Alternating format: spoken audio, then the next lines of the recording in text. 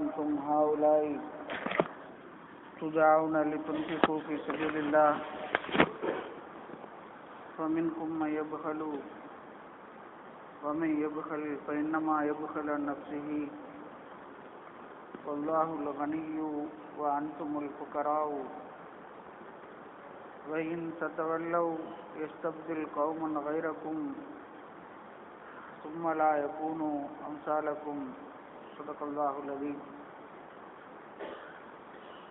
قال رسول الله صلى الله عليه وسلم ما منع قوم الزكاة إلا ابتلاهم الله بالسنين رواه الطبراني صدق رسول الله صلى الله عليه وسلم. கண்ணியத்திற்கும் மரியாதைக்கும் உரிய பெரியவர்களே, சகோதரர்களே, ஒரு புனிதமான நாளில், ஒரு புனிதமான நேரத்தில், ஒரு புனிதமான இடத்தில் அல்லாஹ்வுடைய வார்த்தைகளை கேட்கவும் அல்லாஹ்வின் ரசூலுடைய வார்த்தைகளை கேட்கவுமான நல்ல பாக்கியத்தை அல்லாஹ் ரப்பல் ஆலமீன் நமக்கு தந்திருக்கிறான். நாளை மறுமையில் நபிமார்களோடு, வலிமார்களோடு, சுஹதாக்களோடு, சாலிஹீன்களோடு மேலான சோனமாம் ஜன்னத்துல் ஃபிர்தௌஸில் அல்லாஹ்வுடைய லிகாவை, அவனுடைய ரசூலுடைய லிகாவை பெற்று இன்பமடையக்கூடிய நன்மக்களாக அல்லாஹ் ரப்பல் ஆலமீன் நம் அனைவரையும் ஆக்கி அருள்வானாக. அருமையான பெருமக்களே, ஒரு புனிதமான மாதத்தின் சற்றேறக்குறைய இறுதி தருவாயிலே நாம் இருக்கிறோம். ரமலான் வந்ததாக செய்தி வந்தது, அது சொல்லிக்கொள்ளாமல் போய்விடுமோ என்று அச்சமாக இருக்கிறது. வந்த நாள் முதல் வெகு விரைவாகவும் வெகு சீக்கிரமாகவும் இந்த நாட்கள் கடந்து கொண்டிருக்கிறது. கடந்த வாரத்திற்கு முந்தைய வாரம் இந்த நாட்களில் நாம் என்ன செய்தோம் என்பதை நாம் ஒவ்வொருவரும் நமக்கு நாமே கேட்டுக்கொள்ள வேண்டும் என்ற செய்தியை உங்களுக்கு நாம் ஞாபகப்படுத்தினோம். இன்னும் ஒரு வாரம் இருக்கிறது. அநேகமாக அடுத்த வாரம் நாம் எல்லாம் பெருநாளை கொண்டாடி முடித்திருக்க வேண்டும் என்று நான் நினைக்கிறேன். இப்போ ஆரம்பிச்சுறாங்க, நான் சொல்லி வைக்கிறேன். அது சொல்லிட்டாங்க வெள்ளிக்கிழமை பெருநாளான்னு, செய்திக்காக சொல்கிறேன். அநேகமாக அடுத்த வாரம் பெருநாள் முடிந்து விடுவதற்கு வாய்ப்பு இருக்கிறது. இந்த ஒரு வார காலகட்டத்தில், எஞ்சி இருக்கக்கூடிய இந்த ஒரு வாரத்தில் நாம் செய்ய வேண்டியது, ஏற்கனவே செய்தவைகளுக்கான பரிகாரம் என்ன என்பதையெல்லாம் சீர்தூக்கி பார்த்து செயலாற்ற வேண்டிய கடமையும் பொறுப்பும் நமக்கு இருக்கிறது.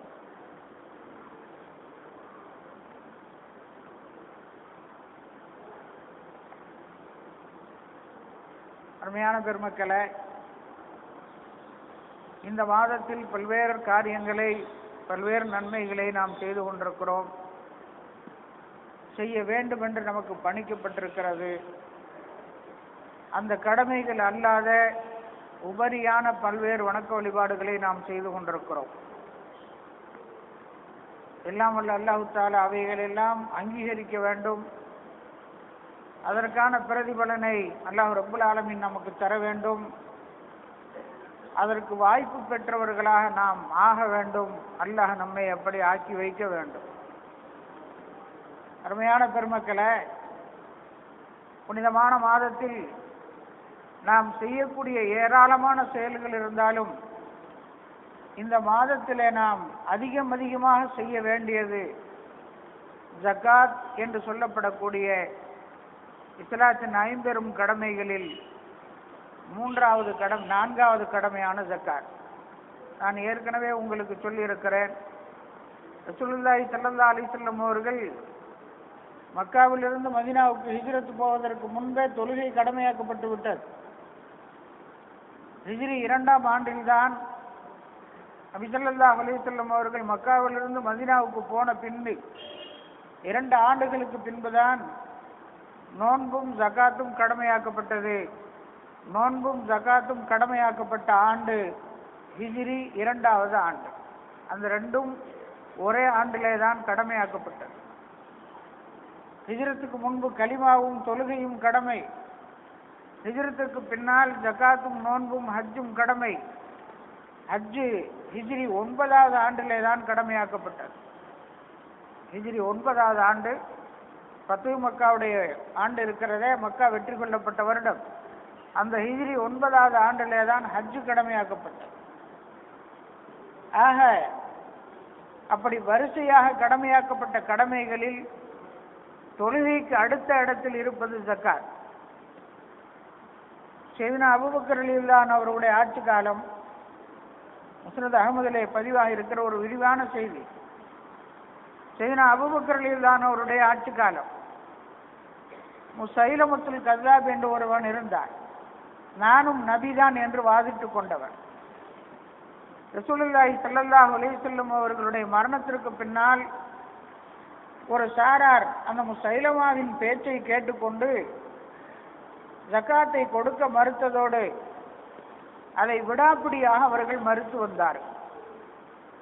சையதுனா அபூபக்கர் சித்திக் ரலியல்லாஹு அன்ஹு அவர்கள் சொன்னார்கள், நபி அவர்கள் இருக்கும் காலம் வரை ஜகாத்தை ஒழுங்காக கொடுத்துவிட்டு நபி அவர்களுடைய மௌத்துக்கு பின்னால் யார் ஜகாத்தை கொடுக்க மறுக்கிறார்களோ ஒரு குட்டி ஆட்டை, லவ் மன ஊனி அனாக்கன், அப்படி வருது ஹதீஸ்ல, லவ் மன ஊனி அனாக்கன், ஒரு குட்டி ஆடு, ஒரு சின்ன குட்டி, ஜகாத்தா தர வேண்டிய ஒரு சின்ன குட்டி, அதை அவர்கள் தர மறுத்தாலும் இல்ல காத்திருத்துகும், நான் அவரிடத்திலே போர் தொடுப்பேன்.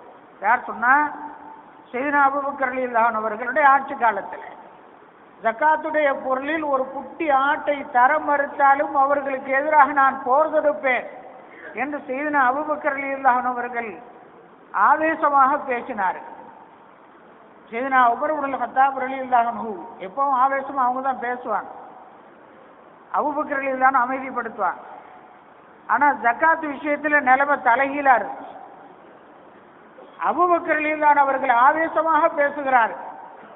ஒரு குட்டி ஆட்டை கூட நம்ம சொல்ல முடியல, அவனுக்கு ஒரு 10 காசு கூட நான் தரமாட்டேன் அப்படின்னு ஒரு 10 காசு கூட ஜகாத்துடைய காசுல ஒருத்தன் தர மறுத்தா அவனை நான் சும்மா விட மாட்டேன், அவனை கடுமையாக நான் அவனுக்கு எதிராக போர் தொடுப்பேன் என்று ஆத்திரம் பொங்க சையதுனா அபூபக்கர் ரலியல்லாஹு அவர்கள் சொல்கிறார்.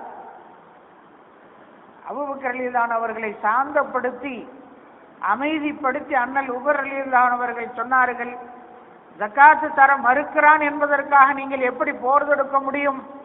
ரசூலுல்லாஹி ஸல்லல்லாஹு அலைஹி வஸல்லம் அவர்கள் சொன்னார்களே, யாராவது லா இலாஹ இல்லல்லாஹ் என்று சொல்லி அவன் தொழுது விட்டால் அவனுக்கு எந்த தீங்கும் செய்யக்கூடாது, அவன் என்னிடத்திலிருந்து தன்னுடைய சொத்துக்களையும் இரத்தங்களையும் பாதுகாத்து கொண்டான் என்று அல்லாஹ்வுடைய ரசூல் சொல்லி இருக்கிறார்களே, நீங்கள் ஜகாத்தை கொடுக்க மறுத்தால் எப்படி எதிராக போர் தொடுப்பீர்கள் என்று கேட்டபோது அபூபக்கர் ரலியல்லாஹு அவர்கள் சொன்னார்கள், நான் ஒரு காலம் தொழுகைக்கும் ஜகாத்துக்கும் வேறுபடுத்தி பார்ப்பவனை ஏற்றுக்கொள்ள முடியாது.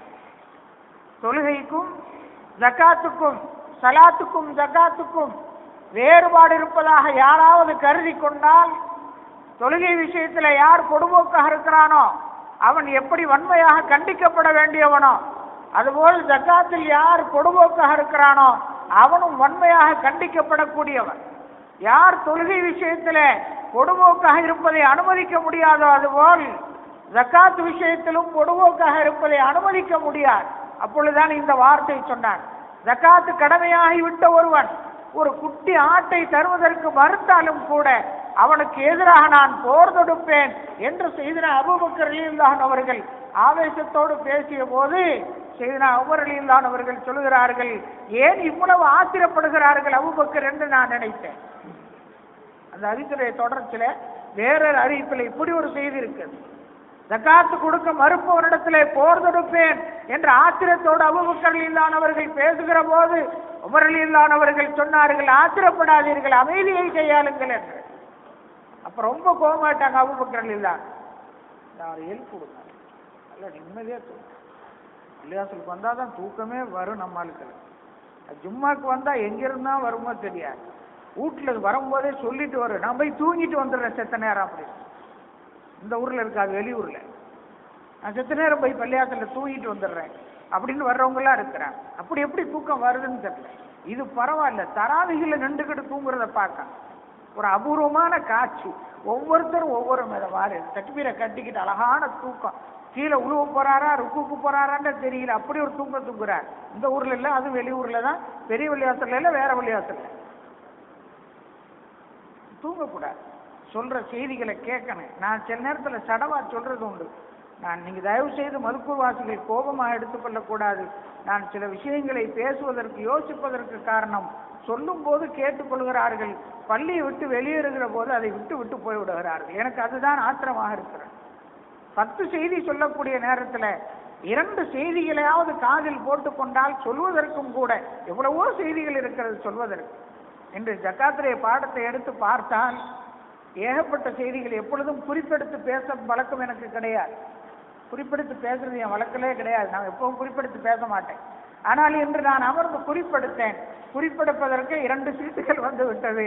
குறிப்புக்கு இத்தனை 2 சீட்டுகள் என்றால் ஜக்காத்தை பற்றி எல்லாவற்றையும் எடுத்தால் இதோ கிதாபு பக்கத்தில் இருக்கிறது, பயந்து விடுவீர்கள். அவ்வளவு செய்திகள் ஜக்காத்தை பற்றி ஆர்வமாக இருக்கிறது சொல்வதற்கு. கேட்டுக்கொள்கிறார்கள். கேட்டு விட்டு போகிற போது இந்த காம்பவுண்டை, இந்த சுவற்றை தாண்டுவதோ அதை விட்டு விட்டு போய்விடுகிறார்கள். அதுதான் வருத்தமாக இருக்கிறது மட்டுமல்ல, வேதனையாகவும் இருக்கிறது. எனவே சொல்லப்படக்கூடிய செய்திகளை கேட்கணும்.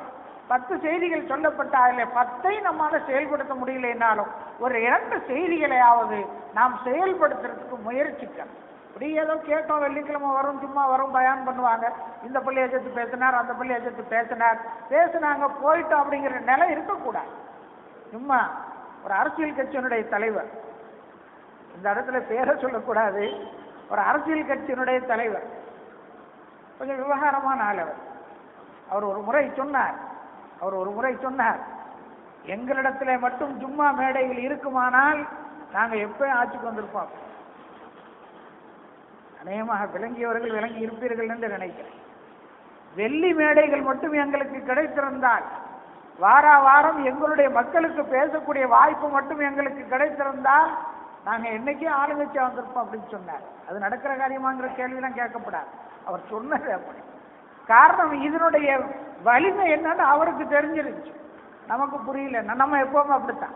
நம்முடைய பலம் என்ன, நம்முடைய பலவீனம் என்ன, நம்முடைய வலிமை என்ன, நாம் யார் அப்படிங்கிறத நம்ம எப்பவுமே தெரிஞ்சுக்கிறது இல்லை, தெரிஞ்சுக்கிறதுக்கு முயற்சிக்கிறதும் இல்லை. யாராவது சொன்னாலும் இவனுக்கு வேற வேலை இல்லை என்று சொல்லி போடுறது தான் நம்முடைய வழக்கமா இருக்கு. அல்ல, இனிமேலாவது அந்த நிலையை மாற்றம். இப்படி காலத்துக்கு இப்படி இருந்துகிட்டே இருக்கக்கூடாது. சன்னமாக ஒரு முன்னேற்றம், ஒரு மாற்றம், ஒரு விழிப்புணர்வு நம்ம இடத்துல இருக்கும். அருமையான பெருமக்களே, செய்தின அபூபக்கர் ரலியல்லாஹு அவர்கள் சொன்னார்கள், தொழுகைக்கும் ஜக்காத்துக்கும் யார் வேறுபடுத்தி பார்க்கிறானோ அவனை நான் அனுமதிக்க முடியாது. அவன் ஒரு சிறு துரும்பை தர மறுத்தாலும் கூட அவனுக்கு எதிராக நான் போர் தொடுப்பேன் என்று சொன்ன போது, அபூபக்கர் ரலியல்லாஹு இடத்துல உமர் ரலியல்லாஹு அவர்கள் சற்று சாந்தமாக இருங்கள் என்று சொன்ன போது, அபூபக்கர் ரலியல்லாஹு அவர்கள் உமர் ரலியல்லாஹு பார்த்து சொன்னாங்க, என்ன தெரியுமா, இஸ்லாத்திற்கு வருவதற்கு முன்னால் வீரனாக இருந்த உமர் இஸ்லாத்திற்கு வந்த பின்னால் ஏன் கோழையாகி போனீர்கள் என்று கேட்டார். ஜகாத் விஷயத்துல கொஞ்சம் அடக்கி வாசிங்கன்னு சொன்னதுக்கு அபூபக்கர் ரலியல்லாஹு இடத்துல உமர் ரலியல்லாஹு அவர்கள் ஞாபகப்படுத்திய போது, உமர் ரலியல்லாஹு இடத்துல அபூபக்கர் ரலியல்லாஹு அவர்கள் இப்படி கேட்டார்கள், இஸ்லாத்திற்கு வருவதற்கு முன்னால் வீரனாக இருந்த உமர் இஸ்லாத்திற்கு வந்த பின்னால் ஏன் கோழையாகி போனீர்கள் என்று காட்டமாக கேட்டார்கள் என்று வேறொரு அறிவிப்பில் இருக்காது. 2 அறிவிப்பும் முஸ்னத் அஹ்மதிலே பதிவாக இருக்கிறது. அருமையான பெருமக்களே, ரசூலுல்லாஹி ஸல்லல்லாஹு அலைஹி வஸல்லம் அவர்கள் இந்த சமுதாயத்திற்கு சொல்லி தந்திருக்கிற கடமைகள் ஏராளம் இருக்கிறது. நான் அடிக்கடி சொல்லுவேன், நீங்கள் எங்கெல்லாம் பயணிக்கிறீர்களோ அங்கெல்லாம் இஸ்லாம் உங்களோடு சேர்ந்து பயணிக்கும். நீங்கள் செல்லக்கூடிய வீதிகள் தோறும் உங்களுடைய உறக்கத்தில் இஸ்லாம் இருக்கும், உங்களுடைய உணவில இஸ்லாம் இருக்கும். சற்று கொச்சையாக சொன்னால் உங்களுடைய உடலுறவிலும் கூட இஸ்லாம் இருக்கும். அசிங்கமாக இருக்கிறது, ஆனாலும் உண்மை அது. இந்த செய்தியை நபி அவர்கள் சொல்லுகிறார்கள், ஒரு மனிதன் தன் மனைவியிடத்திலே கூடுகிற போது அவனுக்கு நன்மை இருக்கிறது என்று சொன்ன போது நாம் எப்படி புருவம் உயர்த்தினோமோ அப்படி தோழர்களிலே சிலர் புருவம் உயர்த்தினார்கள். அது அவனுடைய ஆசை, அவனுடைய இச்சை. தன்னுடைய இச்சையை ஆசையை தீர்த்து கொள்வதற்கு தன் மனைவியிடத்திலே கூடுவதற்கும் கூட நன்மை இருக்கிறதா என்று தோழர்கள் கேட்டபோது நபி அவர்கள் சொன்னார்கள், அவனுடைய ஆசையும் இச்சையும் என்றாலும் கூட அதை தவறான வழியில் தீர்த்து கொள்வதற்கு அவன் முயற்சிக்கிற போது எப்படி அவனுக்கு குற்றம் இருக்கிறதோ அதுபோல் அவன் சரியான முறையில் அதை தீர்த்து கொள்ள முயற்சிக்கிற போது அவனுக்கு கூலியும் இருக்கிறது என்று ரசூலுல்லாஹி ஸல்லல்லாஹு அலைஹி வஸல்லம் அவர்கள் சொன்னார். அப்படி ஒரு அற்புதமான மார்க்கம் இஸ்லாம். ரொம்ப சிரமப்பட வேண்டிய அவசியம் கிடையாது. இதை எடுத்து நடப்பதற்கு, இதை பேணுவதற்கு, இதை நம்முடைய செயலிலே கொண்டு வருவதற்கு எந்த சிரமமும் எடுக்க வேண்டிய அவசியம் இல்லை.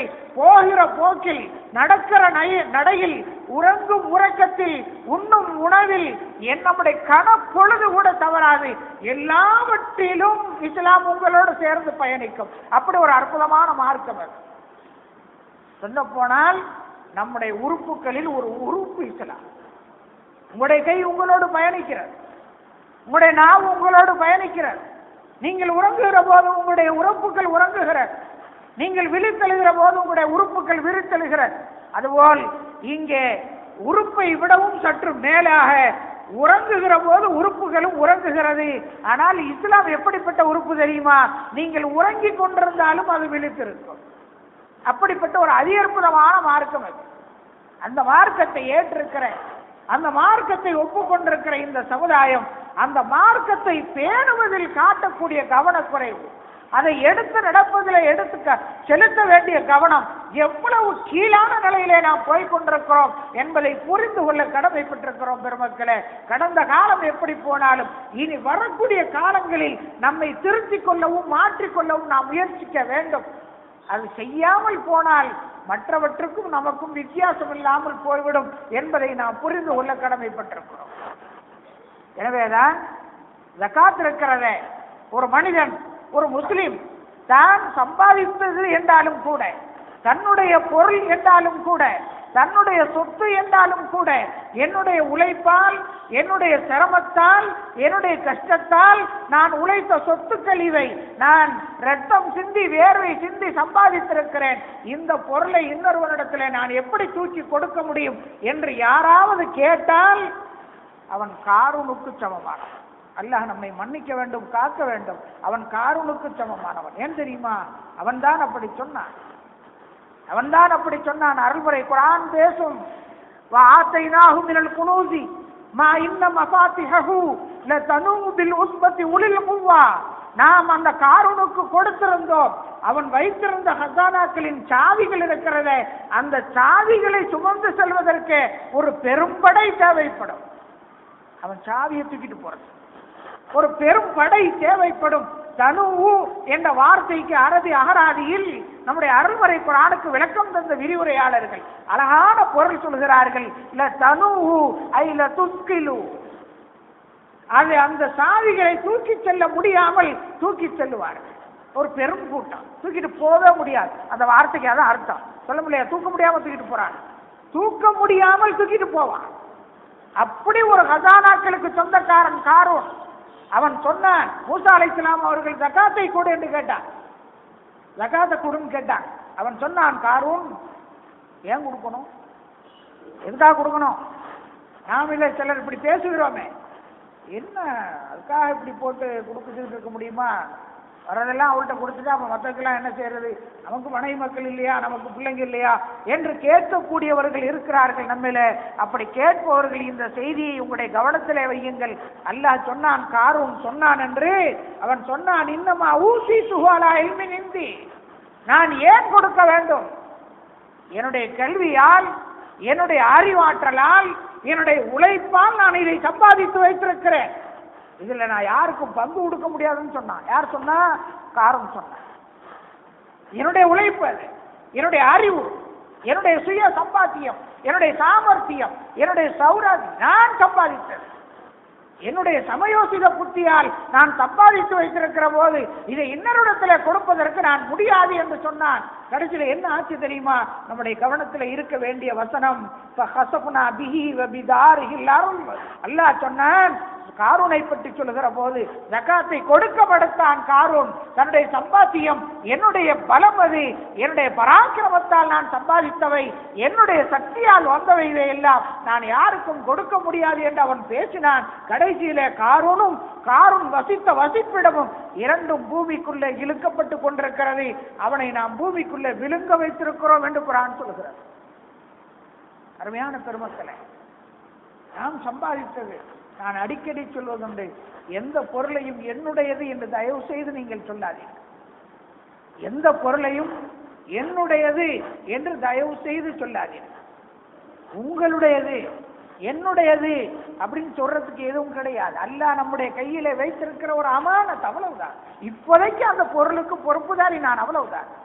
அதனாலதான் மால், மால என்ற அரபி வார்த்தையிலிருந்து உள்ளது. மாலை அப்படின்னா சாயிறது இந்த பொருள். மாலை அப்படின்னா சாயுதல் அப்படின்னு பொருள். இன்னைக்கு ஒரு இடத்துல இருக்கும், அப்புறமா கொஞ்சம் நேரம் இன்னொரு இடத்துல போகும், இன்னொரு இடத்துல போயிடும். அதனால மார்க்கெட்டுக்கு வரோன்னு வச்சுக்கோங்க. இப்போ 100 ரூபா காசு எடுத்துட்டு வர்றோம், ஒரு 10 ரூபாய் மளிகை கடையில் கொடுக்குறோம், இன்னொரு 10 ரூபாய் காய்கறி கடையில் கொடுக்குறோம், இன்னொரு 10 ரூபாய் கோழி கடையில் கொடுக்குறோம், இன்னொரு 10 ரூபாய் ஒரு இடத்துல. ஒரு 100 ரூபா நம்ம சோப்புல இதுவரையில இருந்தது, அந்த 100 ரூபாய் இன்னைக்கு பாருங்க, இப்ப செத்த நேரத்தில் 10 பேருக்கு அதை கொடுத்துட்டு வந்துட்டோம். ஆக 10 பேருடைய காசை என் சோப்புல வச்சுக்கிட்டு நான் சொல்றேன் என் காசு. இதுதான் யதார்த்தம். அடுத்தவருடைய பொருள் நம்முடையது என்று எதுவும் கிடையாது. நமக்கானது நபியவர்கள் சொல்லுவார்கள், நீ உண்டு கழித்தது உடுத்து கிழித்ததை தவிர உனக்கு எதுவுமே சொந்தம் கிடையாது. நம்ம சாப்பிட்றோம், நம்ம சாப்பிட்டது நமக்கு சொந்தம், அவ்வளவுதான்.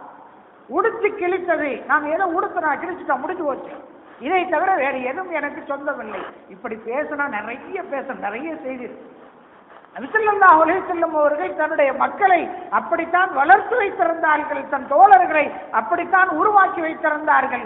ஒரு பருக்கை உன்னிடத்துல மீதம் இருந்தாலும் அது உனக்கு போதும் என்றால் இன்னொரு இடத்துல கொடு என்று சொன்ன மார்க்கம் இஸ்லாம். அப்படி சொன்ன தலைவர் தாஹா ரசூலுல்லாஹி ஸல்லல்லாஹு அலைஹி வஸல்லம். உங்களுக்கென்று எதையும் நீங்கள் வைத்துக் கொள்ளாதீர்கள். 2 சைக்கிள் வச்சிருந்தா கூட இன்னொரு சைக்கிளை ஒரு ஆள்கிட்ட கொடுத்துருன்னு சொல்லுவோம். நம்மால் பைக்குக்கு மேல பைக் வாங்கிட்டு இருக்கோம். ஏண்டா, எனக்கு ஒன்று, என் மூத்தவனுக்கு ஒன்று, இளையவனுக்கு ஒன்று, மருமகன் பயணத்தில் இருக்கார் அவருக்கு ஒன்று. என் மருமகன் இந்த பைக்கு ஓட்டினா ஓடாது, அல்ல மூத்தவர் ஓட்டின பைக்கு இளையவர் ஓட்டினா ஓடாதா, வாங்கிட்டே இருக்கும். நான் சொல்லலை, நபி அவர்கள் சொல்லுகிறார்கள். இப்படியே நீங்கள் ஏதாவது ஒன்று உங்களுடைய தேவைக்கு போக மீதம் இருக்குமானால் அது உங்களுக்கு சொந்தமில்லை என்று நாங்கள் நினைக்கும் அளவிற்கு நபி ஸல்லல்லாஹு அலைஹி வஸல்லம் அவர்கள் கொடுப்பதின் அவசியத்தை எங்களுக்கு வலியுறுத்தினார்கள் என்ற செய்தியை பார்க்கிறோம். அருமையான பெருமக்களே, அந்த அடிப்படையில் தான் எதுவாக இருந்தாலும் நம்முடைய தேவைக்கு போக, நம்முடைய அவசியத்திற்கும் அத்தியாவசிய தேவைக்கும் போக எதுவெல்லாம் நம்மிடத்துல மீதம் இருக்கிறதோ அதுவெல்லாம் உங்களுக்கு சொந்தமில்லை என்று சொல்லப்பட்ட மார்க்கத்தில் இருக்கக்கூடிய நாம் காலப்போக்கிலே நம்முடைய மக்களிடத்துல தர்ம சிந்தனை அருகி கொண்டு வருகிறதோ என்று எண்ணத்தக்க அளவிற்கு நம்முடைய நிலை மோசமாகி கொண்டிருக்கிறது. ரசூலுல்லாஹி ஸல்லல்லாஹு அலைஹி வஸல்லம் அவர்கள் சொல்வார், யாராவது ஒரு சமுதாயம் பணக்காரர்கள் கையிலே காசு இருக்கிறது, செல்வம் இருக்கிறது, அந்த செல்வத்தை வைத்துக் கொண்டு அதற்கு செய்ய வேண்டிய கடமையை அவர்கள் செய்ய தவறினால் அல்லாஹ் அவர்களை பஞ்சத்தை கொண்டு பிடிக்க செய்கிறார். மாமனா கௌமுன் ஜகாத்தை, மாமனா கௌமுன் ஜகாத்தை இல்லபுதலாஹுல்லாஹு பிஸ்ஸினீன். ரசூலுல்லாஹி ஸல்லல்லாஹு அலைஹி வஸல்லம் அவர்கள் சொல்கிறார்கள், எந்த சமுதாய மக்கள் ஜகாத்தை கொடுக்க மறுக்கிறார்களோ அவர்களை பல ஆண்டு காலம் பஞ்சத்தை கொண்டு சோதிக்கிறார் என்று ரசூலுல்லாஹி ஸல்லல்லாஹு அலைஹி வஸல்லம் அவர்கள் சொல்கிறார். மழை இல்லை, வறட்சியாக இருக்கிறது, நிலத்தடி நீர் இல்லை, விவசாயம் இல்லை, வியாபாரம் சரியில்லை, வரத்து குறைந்து விட்டது என்றெல்லாம் வருத்தப்படுகிறோமே, இதற்கெல்லாம் அல்லாஹ் காரணம் இல்லை, முழுக்க முழுக்க நாம் காரணம். நான் அடிக்கடி சொல்வதுண்டு, வழங்கும் வழியை நீங்கள் கண்டுபிடியுங்கள், வழங்கும் வழியை நீங்கள் கண்டுபிடியுங்கள், வரும் வழியை அல்லாஹ் உங்களுக்கு ஏற்படுத்துவார். கொடுக்கும் வழியை நீங்கள் கண்டுபிடித்துக் கொண்டால் உங்களுக்கு கொடுக்கும் வழியை அல்லாஹ் கண்டுபிடிப்பார், அவன் ஏற்படுத்துவார். நான் சொல்லவில்லை, நான் ஸல்லல்லாஹு அலைஹி வஸல்லம் அவர்கள் சொல்கிறார்கள். இப்னு ஆதம் அன்பிக் உன்பிக் அலைக்க, புகாரியிலே பல்வேறு இடங்களிலே பதிவாக இருக்கிற ஹதீஸ். அதனுடைய மக்களே, நீங்கள் அல்லாஹ்வின் வழியிலே செலவு செய்யுங்கள், நான் உங்களுக்கு செலவு செய்கிறேன். நீங்கள் செலவு செய்யுங்கள், நான் உங்களுக்கு செலவு செய்யறேன். யார் செலவு செய்யறார்?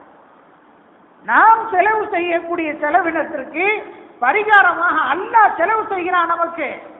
நீங்கள் செலவு செய்யுங்கள், உங்களுக்கு நான் செலவு செய்கிறேன் என்று நமக்கு செலவு செய்கிற பொறுப்பையும் கடமையும் அல்லாஹ் தனதாக்கிக் கொள்கிறான் என்பதை ரசூலுல்லாஹி ஸல்லல்லாஹு அலைஹி வஸல்லம் அவர்கள் நமக்கு சொல்லித் தருகிறார்களே, அதை நாம் நம்புகிறோமா இல்லையா? நபியுடைய வார்த்தைகளிலே நமக்கு நம்பிக்கை இருக்கிறதா இல்லையா? அருமையான பெருமக்களே, நாம் எண்ணி கொடுக்கிறோம், அல்லாஹ் அள்ளி கொடுக்கிறார். நாம் எண்ணி கொடுக்கிறோம், எண்ணியோட கொடுக்கறதில்ல, அது வேற கதை. எண்ணிலாம் கொடுத்தா எவ்வளவுதான் கொடுக்கணும்?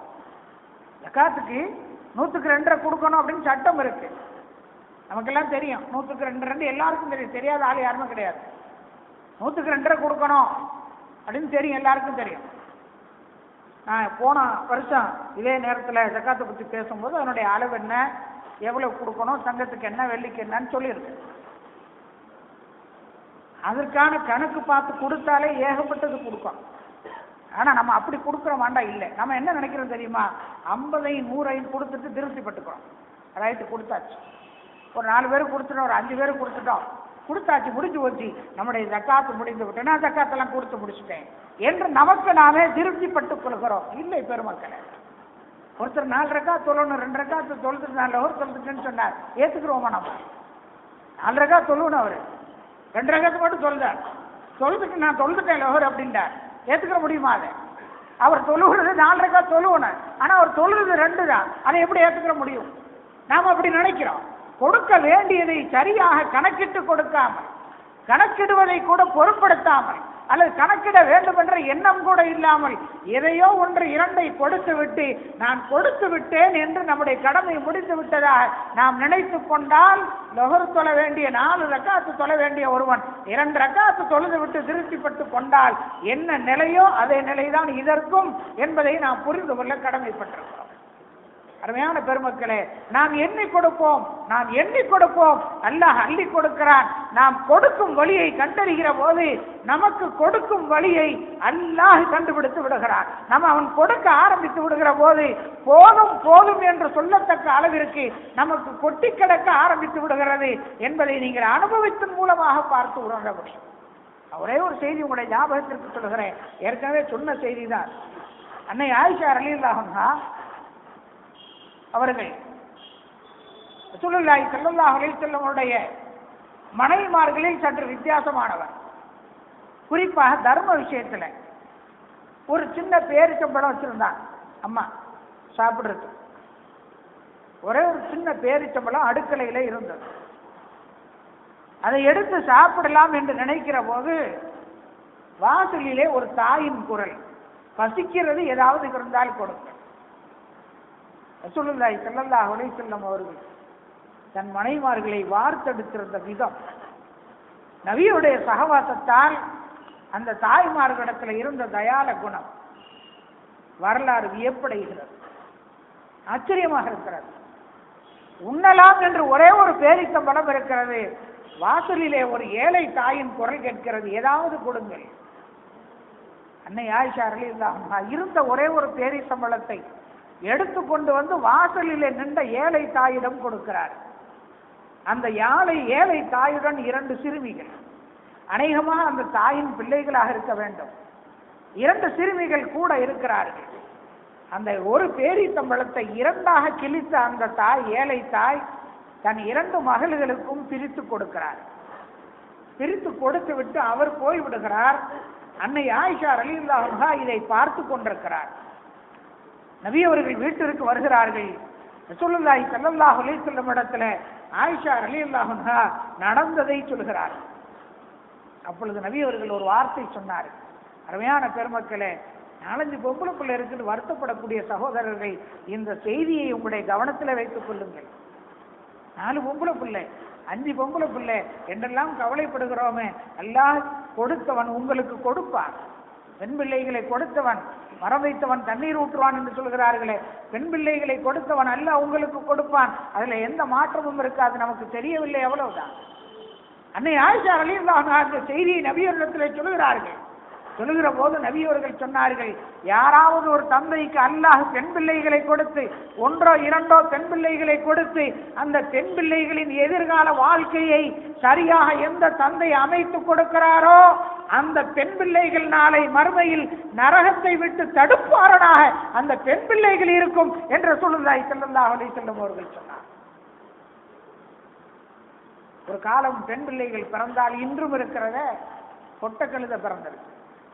அப்படி சொல்லக்கூடியவர்கள் இருக்கிறோம். அல்லாஹ் காப்பாற்ற வேண்டும். அருமையான பெருமக்களே, பிள்ளை இல்லை என்று அழக்கூடிய சகோதரர்கள் ஒரு பக்கம் என்றால், பெண் பிள்ளை பிறந்து விட்டது என்று அழக்கூடியவர்களும் இருக்கிறோம். ரசூலுல்லாஹி ஸல்லல்லாஹு அலைஹி வஸல்லம் அவர்கள் சொன்னார்கள், அந்த ஒரு பெண் பிள்ளை அல்லது இரண்டு பிள்ளைகள் அந்த பிள்ளைகளுடைய எதிர்கால வாழ்க்கையை சிறப்பாகவும் செழிப்பாகவும் ஆக்கி வைப்பதற்கு நீங்கள் முயற்சித்து அந்த காரியத்தில் ஈடுபட்டால் நாளை மறுமையில் அந்த பெண் பிள்ளைகள் நரகத்தை விட்டு தடுப்பு சுவராக அந்த பிள்ளைகள் உங்களுக்கு இருக்கும் என்று ரசூலுல்லாஹி ஸல்லல்லாஹு அலைஹி வஸல்லம் அவர்கள் சொன்னார். அருமையான பெருமக்களே, அப்படி தயால சிந்தனை உள்ள அன்னை ஆயிஷா ரலியல்லாஹு அன்ஹா ரொம்ப தாராளமான சிந்தனை உள்ளவர். இல்லை கொடுப்பதற்கு அவ்வளவுதான், ஆனால் கொடுக்க வேண்டும் என்ற மனம் இருந்தது, பணம் இல்லை. முந்திர் என்று ஒரு வயது முதிர்ந்த முதியவர், ஏற்கனவே சொன்ன செய்தார். முந்திர் என்று ஒரு வயது முதிர்ந்த முதியவர் அன்னை ஆயிஷா ரலியல்லாஹு அன்ஹா அவர்களை பார்ப்பதற்கு வருகிறார். அவர் ஏழ்மையான நிலையில் இருப்பவர். ஆயிஷா ரலியல்லாஹு அன்ஹா முந்திரிடத்தில் சொன்னார்கள், நீங்கள் ஏழ்மையில் இருக்கிறீர்கள், கஷ்டப்படுகிறீர்கள், உங்களை பார்த்தால் உங்களுக்கு ஏதாவது செய்ய வேண்டும் என்று தோடுகிறது. என்னிடத்தில் இப்பொழுது 10,000 ரூபாய் இருக்குமானால் உங்களுக்கு தருவேன் என்று சொன்னார். அம்மா சொன்னார், இப்பொழுது என்னிடத்தில் 10,000 ரூபாய் இருக்குமானால் உங்களுக்கு நான் தருவேன், என்னிடத்தில் இல்லையே என்று வருத்தத்தோடு அன்னை ஆயிஷா ரலியல்லாஹு அன்ஹா சொன்னார்.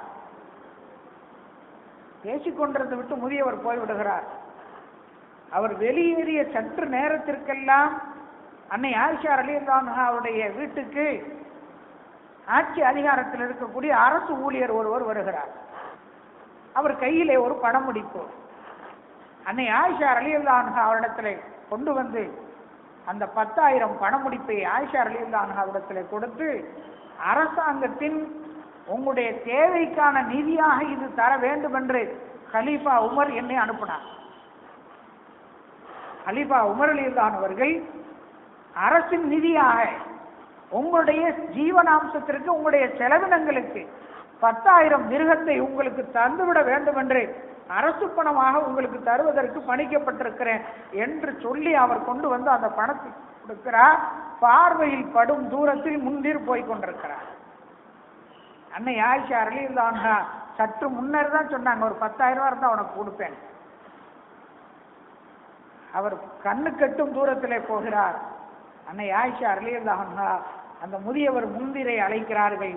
அழைத்து அன்னை ஆயிஷா ரலியல்லாஹு அன்ஹா, இந்த 10,000 ரூபாய் வந்ததே, அதில் 10 காசு கூட தனக்கென்று எடுத்துக்கொள்ளாமல் அன்னை ஆயிஷா ரலியல்லாஹு அன்ஹா அப்படியே அந்த முந்திரிடத்திலே கொடுக்கிறார்கள். என்னிடத்திலே 10,000 இருந்தால் உனக்கு தருவேன் என்று சொன்னேன், சொல்லி வாய் மூடுவதற்குள், அந்த ஈரம் காய்வதற்குள் அந்த 10,000 எனக்கு வந்துவிட்டது, இதே பிடி என்று சொல்லி அந்த முதியவரிடத்திலே கொடுத்து அனுப்பினார்கள் என்று வரலாற்று செய்தி. அருமையான பெருமக்களே, மறுபடியும் பல செய்திக்கு செய்யுங்கள், செல்லுங்கள். நீங்கள் செலவு செய்யும் வழியை கண்டறியுங்கள். உங்களுக்கு வரும் வழியை அல்லாஹ் உண்டாக்குகிறார். அதைத்தான் நபி அவர்கள் சொன்னார்கள், எப்ன ஆதம் உன்பிக் அழைக்க, மகனே நீ செலவு செய், உனக்கு நான் செலவு செய்கிறேன். கொடுப்பதில் குறைந்து விடாத சகோதரர்களே. நாம் நினைக்கிறோம் கொடுத்தால் குறைந்து விடும் என்று. அல்ல, இறைக்க ஊரும் கிணறு போல என்று சொல்கிறார்களே. நாம் கொடுத்து கொண்டே இருக்கிற போதுதான் நமக்கு அல்லாஹ் கொடுத்து கொண்டே இருக்கிறான். நம்முடைய கையை நாம் பிடித்துக் கொள்கிற போது, நம்முடைய கையை நாம் மடக்கிக் கொள்கிற போது, நம்முடைய கையை நாம் மூடிக்கொள்கிற போது அல்லாஹும் மூடிக்கொள்கிறான். நான் சொல்லவில்லை, குர்ஆன் சொல்லுகிறது. நீங்கள் உங்களுடைய கையை விசாலப்படுத்துங்கள், நீங்கள் கொடுக்கும் மனப்பான்மையில இருங்கள். அல்லாஹ் தாராளமாக உங்களுக்கு கொடுக்கிறான். நீங்கள் கையை பொத்திக் கொள்கிற போது அல்லாஹும் கையை பொத்திக் கொள்கிறான். எதுல்லாஹி மக்லூலா, யூதர்கள் சொன்னார்கள் என்று குர்ஆன் சொல்கிறது. எதுல்லாஹி மக்லூலா, அல்லாஹ்வுடைய கை விலங்கிடப்பட்டிருக்கிறது என்று பஞ்சம் ஏற்பட்ட போது யூதர்கள் சொன்னார்கள். அல்லாஹ் பதில் சொன்னார், இல்லை, அல்லாஹ்வுடைய கை அது பூட்டப்படவில்லை. அல்லாஹ்வுடைய கை விலங்கிடப்படவில்லை, அல்லாஹ்வுடைய கை மடக்கப்படவில்லை. உங்களுடைய கை மடக்கப்பட்டது, அல்லாஹ்வுடைய கையும் மடங்கி கொண்டது. யூதர்களுக்கு அல்லாஹ் சொன்னான், குர்ஆன் சொல்லுகிறது. அருமையான பெருமக்களே, தான தர்மங்கள் என்பது நம்மை காக்கக்கூடிய, நம்முடைய வியாதிகளை விட்டு தடுக்கக்கூடிய, அனாவசிய தேவைகளை விட்டு தடுக்கக்கூடிய, மிகப்பெரிய ஆபத்துகளை விட்டு கூட நான் அடிக்கடி சொல்வதுண்டு. நீங்கள் ஒரு 10 ரூபாயை ஒரு ஏழைக்கு கொடுத்து அந்த ஏழை அந்த 10 ரூபாயை வாங்கி கொண்டு அவன் நீ நன்றாக இருக்க வேண்டும் என்று சொல்லிவிட்டு போனால் ஒரு மிகப்பெரிய ஆபத்திலிருந்து அவன் சொன்ன வார்த்தை உங்களை காக்கும் சகோதரர்களே. அது 10 ரூபாய் என்று நான் சொல்கிறேன், அது எவ்வளவாகவும் இருக்கலாம். யாராவது ஒருவன் பெறுகிற போது அதை பெற்றுக்கொண்டு நீ நன்றாக இருக்க வேண்டும் என்று சொல்லுகிறானே, அல்லது அல்ஹம்துலில்லாஹ் என்று சொல்லுகிறானே, நீயும் உன் பிள்ளையும் நன்றாக இருக்க வேண்டும் என்று அந்த ஏழை சொல்லிவிட்டு செல்கிற போது அந்த துஆ இருக்கிறத பெருமக்களே, நீங்கள் எத்தனை 1000 கோடிகளை கொடுத்தாலும் அந்த பிரார்த்தனைக்கு ஈடாகாது பெருமக்களே. அது உங்களை காக்கும், அந்த துஆ நம்மை காக்கும், அது நம்மளை ஆபத்தை விட்டு காக்கும், பல்வேறு இன்னல்களை விட்டு காக்கும். அதை அனுபவித்து பாருங்கள் பெருமக்களே. இந்த சூழலில் தான் ஜக்காத்தை அல்லாஹ் நமக்கு கடமையாக்கி இருக்கிறான். நான் ஜக்காத்துக்கே வரல, நான் ஆரம்பிக்கவே இல்லை, இன்னும் ஜக்காத்துக்கே வரல.